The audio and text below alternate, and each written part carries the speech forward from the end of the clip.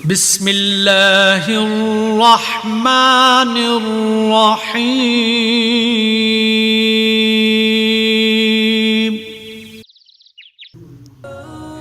اعوذ باللہ من الشیطان الرجیم، بسم اللہ الرحمن الرحیم۔ آسان درس قرآن میں آج ہمارا درس سورۃ الکافرون آیت نمبر 1 تا 6 ہوگا۔ سورۃ الکافرون کا ترجمہ سمجھنے سے پہلے اس کے شان نزول کا سمجھنا ضروری ہے، پھر ہی ترجمہ بھی سمجھ میں آتا ہے اور تفسیر وہ بھی سمجھ میں آتی ہے۔ سورۃ الکافرون کا شان نزول اس طرح ہے کہ آپ صلی اللہ تعالی علیہ وسلم کی بعثت کے وقت مکہ مکرمہ کی آبادی تھوڑی تھی۔ آپ صلی اللہ تعالی علیہ وسلم کی باتیں لوگوں تک پہنچ گئی، جن کو پہلے دن پتہ نہیں چلا ان تک دوسرے دن تیسرے دن ان کو پتہ چل گیا۔ لوگوں کو بڑا تعجب ہوا آپ صلی اللہ تعالی علیہ وسلم کی نبوت پر، کہ آپ صلی اللہ تعالی وسلم نے نبوت کا دعویٰ کیا۔ قریش مکہ نے دار الندوہ میں اجتماع کیا، اور دار الندوہ میں وہ گپوں کے لیے مشورے کے لیے اکٹھے ہوتے تھے۔ انہوں نے وہاں پر مشورہ کیا، انہوں نے کہا کہ اس نے نبوت کا دعویٰ کیا ہے، آخر ہر کام کا کوئی نہ کوئی مقصد ہوتا ہے، کوئی غرض ہوتی ہے، اس کا کیا مقصد ہو سکتا ہے؟ کسی نے کہا کہ یہ مالی لحاظ سے کمزور ہے، اس نے نبوت کا دعویٰ کیا ہے تاکہ لوگ اس کے قریب آئیں گے اور اس کی امداد کریں گے۔ دوسرے نے کہا کہ یہ بات بھی ممکن ہے، لیکن ہماری سمجھ میں یہ بات آتی ہے کہ یہ صحت مند جوان ہے، خوبصورت جوان ہے، اس کا جو پہلے نکاح ہوا ہے وہ ایک بیوہ عورت سے ہوا ہے، اور اس نے نبوت کا دعویٰ کیا ہے تاکہ مجھے اچھا رشتہ مل جائے۔ بہرحال بعض نے کوئی رائے دی، بعض نے کوئی رائے دی، ہر کسی نے اپنی رائے کا اظہار کیا۔ ایک وفد کی صورت میں آپ صلی اللہ تعالی علیہ وسلم کے پاس آئے اور آ کر کہنے لگے، محمد صلی اللہ تعالی علیہ وسلم، ہم نے سنا ہے کہ آپ نے نبوت کا دعویٰ کیا ہے، اس کی حقیقت کیا ہے؟ آپ صلی اللہ تعالی علیہ وسلم نے فرمایا کہ اللہ تعالیٰ نے مجھے نبوت اور رسالت عطا فرمائی ہے۔ فرشتوں کے سردار حضرت جبرائیل علیہ السلام مجھ پر نازل ہوئے اور انہوں نے قرآن مجید کی کوئی صورتیں سکھلائی ہیں، اور آگے بھی وعدہ کیا ہے کہ اور بھی قرآن مجید نازل ہوگا۔ میں تمہیں توحید کی دعوت دیتا ہوں، میں تمہیں تمام پیغمبروں پر ایمان لانے کی دعوت دیتا ہوں، قرآن کے حق ہونے کی دعوت دیتا ہوں، قیامت کے مسئلے پر میں تمہیں دعوت دیتا ہوں، میں تمہیں حق اور سچ کے ساتھ ساتھ دینے کی دعوت دیتا ہوں، عدل و انصاف کی دعوت دیتا ہوں، بدامنی پھیلانے سے میں تمہیں روکتا ہوں۔ اس پر انہوں نے کہا کہ آپ کو جتنا مال چاہیے ہم آپ کو مال دینے کے لیے تیار ہیں۔ ولید بن مغیرہ نے کہا کہ آدھا مال میں دینے کے لیے تیار ہوں، آدھا مال آپ کریں، اتنا مال اس کو دے دیں کہ اس کی 7 پشتیں ختم نہ کر سکے۔ اور عتبہ نے کہا کہ آپ لوگوں کو پتا ہے کہ میری بیٹیاں ہیں، شکل والی بھی ہیں، عقل والی بھی ہیں، اس کے رشتے آتے ہیں، لیکن میں نے کسی کو رشتہ نہیں دیا۔ آپ جس پر ہاتھ رکھیں گے اس کا نکاح میں آپ سے بغیر مہر کے کر دوں گا، لیکن یہ جو آپ نے نبوت کا دعویٰ کیا ہے اس سے دستبردار ہو جائے۔ اختلاف بری چیز ہے، یہ گھر گھر میں پھیلے گا، یہ گلی گلی میں پھیلے گا، یہ بازار میں پھیلے گا، یہ باپ اور بیٹے کے درمیان ہوگا، یہ بھائی بھائی کے درمیان ہوگا، اس لیے اس کام کو چھوڑ دیں۔ آپ صلی اللہ تعالی علیہ وسلم نے فرمایا کہ تم نے مجھے مال کی پیشکش کی ہے، اس رب کی قسم جس نے مجھے پیدا کیا ہے، تم مجھے پوری دنیا کا بادشاہ بھی بنا دو، میں پھر بھی اس کو چھوڑنے کے لیے تیار نہیں ہوں۔ نہ مجھے مال چاہیے، نہ مجھے رشتہ چاہیے، جتنا مجھ سے ہو سکا میں اس کا حق ادا کروں گا۔ اس پر انہوں نے کہا اس میں کچھ ترمیم کرو۔ آپ صلی اللہ تعالی علیہ وسلم نے فرمایا کہ اس میں ترمیم نہیں ہو سکتی۔ پھر انہوں نے کہا کہ چلو اس طرح کر لیتے ہیں، صلح کر لیتے ہیں کہ 1 سال آپ ہمارے معبودوں کی عبادت کریں، ان کو برا مت کہیں، 1 سال ہم آپ کے خدا کی عبادت کریں گے۔ تو اس پر آپ صلی اللہ تعالی علیہ وسلم خاموش ہو گئے، اور خاموشی کی وجہ یہ تھی کہ آپ صلی اللہ تعالی علیہ وسلم پر یہ سورۃ الکافرون نازل ہونا شروع ہو گئی۔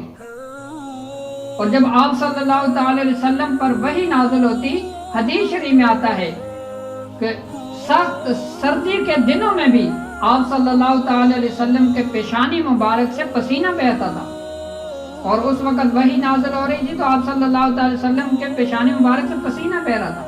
تو انہوں نے خیال کیا کہ شاید ہماری باتوں کا اثر ہو گیا، اس وجہ سے آپ صلی اللہ تعالی علیہ وسلم کی پیشانی سے پسینہ بہ رہا ہے۔ تو آپ صلی اللہ تعالی علیہ وسلم پھر جب وحی نازل ہو گئی، سورت نازل ہو گئی، تو آپ صلی اللہ علیہ وسلم ان کی طرف مخاطب ہوئے اور فرمایا کہ میری خاموشی کی وجہ یہ تھی کہ میرے اوپر یہ سورت نازل ہوئی ہے جو میں ابھی آپ لوگوں کو پڑھ کر سناؤں گا۔ پھر آپ صلی اللہ تعالی وسلم نے ان کو پروقار انداز میں ان کو پڑھ کر سنایا۔ تو یہ سورۃ الکافرون کا شان نزول ہے کہ اس وجہ سے یہ سورت نازل ہوئی۔ اب ہم اس کے ترجمے کی طرف آتے ہیں کہ پہلے اس کا لفظی ترجمہ کریں گے، پھر ہم مفہومی ترجمے کی طرف آئیں گے۔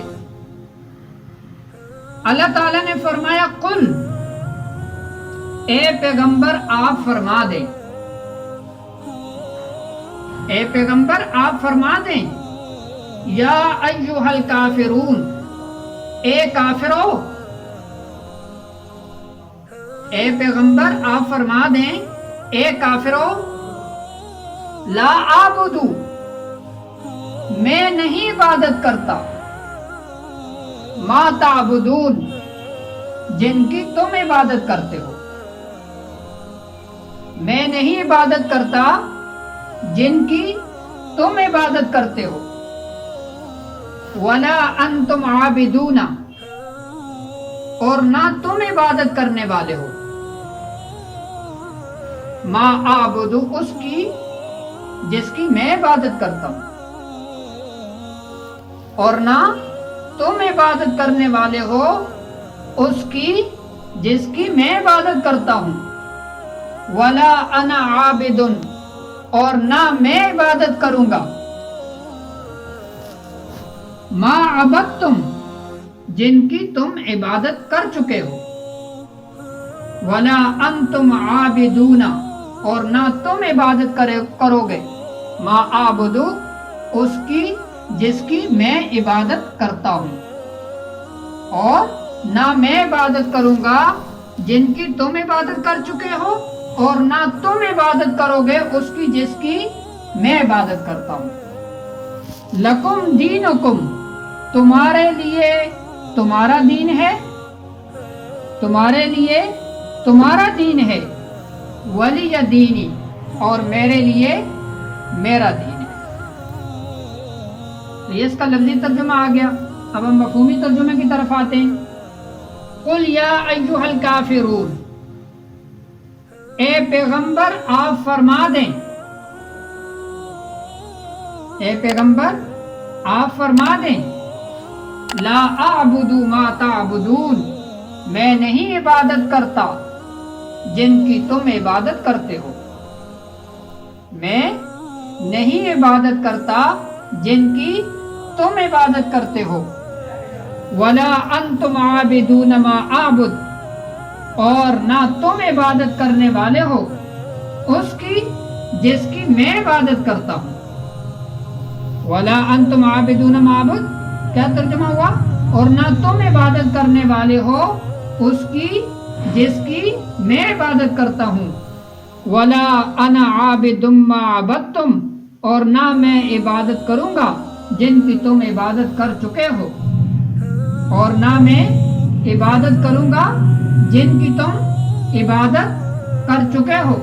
ولا انتم عابدون ما اعبد، اور نہ تم عبادت کرو گے اس کی جس کی میں عبادت کرتا ہوں. ولا انتم، اور نہ تم عابدون عبادت کرو گے ما اعبدو اس کی جس کی میں عبادت کرتا ہوں. لکم دینکم ولی دین، تمہارے لیے تمہارا دین ہے، ولی دینی، اور میرے لیے میرا دین ہے. یہ لفظی اور مفہومی ترجمہ آ گیا. اب ہم اس کی تفسیر کی طرف آتے ہیں.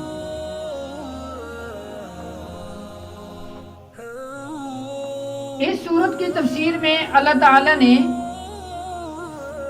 پہلی آیت میں اللہ تعالی نے کافروں کو خطاب کیا.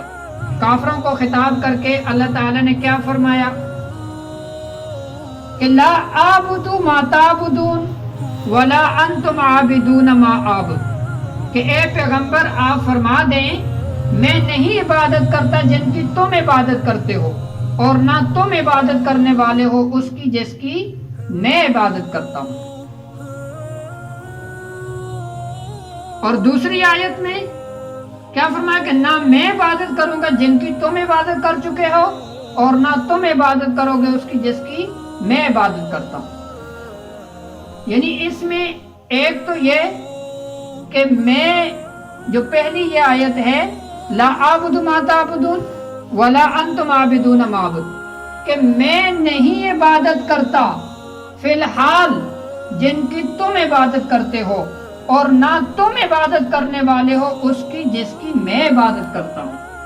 اس کا تعلق حال سے ہو گیا. اور دوسرا ولا انا عابد ما عبدتم ولا انتم عابدون ما اعبد، اس میں فرمایا کہ اور نہ میں عبادت کروں گا جن کی تم عبادت کر چکے ہو، اور نہ تم عبادت کرو گے اس کی جس کی میں عبادت کرتا ہوں. اور اس جملے کا تعلق مستقبل سے ہو گیا کہ یعنی میں آئندہ بھی میں عبادت نہیں کروں گا جن کی تم عبادت کر چکے ہو، اور نہ تم عبادت کرو گے اس کی جس کی میں عبادت کرتا ہوں. یعنی ان کے لیے پیشن گوئی کر دی کہ تمہیں بھی ایمان نصیب نہیں ہوگا، یعنی تم عبادت نہیں کرو گے اس کی جس کی میں عبادت کروں. جس ایک اللہ کو میں مانتا ہوں اور توحید کا اقرار میں کرتا ہوں، تم توحید کا اقرار نہیں کرو گے. جس طرح تم اب کفر پر ڈٹے ہوئے ہو تم کفر کی حالت میں ہی مرو گے. تو پہلی اس کی تفسیر یہ ہے کہ ایک جملے کا تعلق حال سے ہے اور دوسرے کا تعلق مستقبل سے ہے. اور دوسری اس میں تفسیر یہ آتی ہے کہ اس میں جو تکرار ہے، جو آیتیں بار بار آئی ہیں، یہ تاکید کے لیے ہیں، یعنی بات کو پختہ کرنے کے لیے، بات میں پختگی لانے کے لیے یہ اللہ تعالی نے آیتوں میں تکرار لے کر آئے ہیں. تو اس کا کیا ہوگا کہ میں نہیں عبادت کرتا جن کی تم عبادت کرتے ہو، اور نہ تم عبادت کرنے والے اس کی جس کی میں عبادت کرتا ہوں. اور آپ صلی اللہ علیہ وسلم سے یہ فرمایا کہ یہ کہہ دیں کہ میں پھر کہتا ہوں کہ میں نہیں عبادت کرتا جن کی تم عبادت کرتے ہو، اور نہ تم عبادت کرنے والے ہو اس کی جس کی میں عبادت کرتا ہوں. تو ایک اس کی تفسیر یہ ہے کہ یہ تکرار تاکید کے لیے ہے، یعنی بات میں پختگی لانے کے لیے یہ تکرار آیا ہے۔ اور جو دوسری تفسیر ہے اس میں پہلے جو آیتیں ان کا تعلق حال سے ہے اور دوسری آیتوں کا تعلق مستقبل سے ہے۔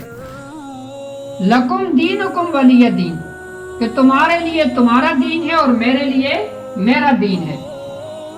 اس میں پہلی تفسیر اس کی یہ ہے کہ دین سے مراد جزا ہے، کہ تمہارے عقیدے اور عمل کی جزا تمہیں ملے گی اور میرے عقائد اور میرے اعمال کی جزا مجھے ملے گی۔ اور اس میں دوسری تفسیر دینکم سے مراد عقیدہ اور نظریہ ہے، کہ تمہارے لیے تمہارا دین ہے، کہ جس طرح تم میری وجہ سے اپنے دین کو بدلنے کے لیے تیار نہیں ہو تو میں بھی تمہاری وجہ سے اپنے دین کو بدلنے کے لیے تیار نہیں ہوں۔ تو یہ اس کی تفسیر آگے کہ تمہارے لیے تمہارا دین ہے اور میرے لیے میرا دین ہے۔ تو یہ اس کی مختصراً یہ سورۃ الکافرون کی تفسیر آگئی۔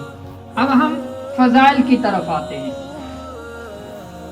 مسند احمد کی روایت ہے کہ حضرت حارث بن جبلہ رضی اللہ تعالیٰ عنہ انہوں نے آپ صلی اللہ تعالی وسلم سے عرض کیا، یا رسول اللہ مجھے کوئی ایسی چیز بتائیں کہ میں رات کو اسے پڑھ کر سویا کروں۔